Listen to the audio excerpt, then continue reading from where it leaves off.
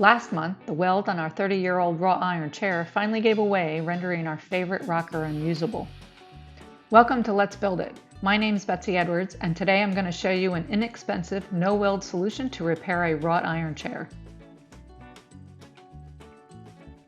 First, take a steel flat bar and measure and mark the length to the outside edges of the chair frame. I actually had one lying around, but you can get one at any box store. Cut the bar using a mini circular saw with a metal cutting blade. Make sure you remove any burrs and smooth out the edges.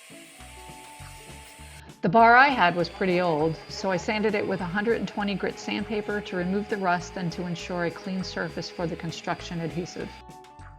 I then dry fitted the bar to make sure I have the proper length.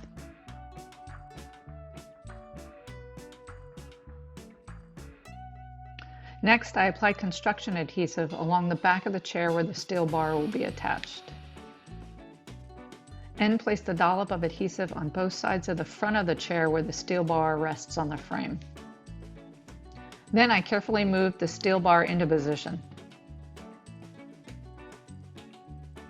I made sure to wipe off the excess adhesive to ensure a smooth, professional look.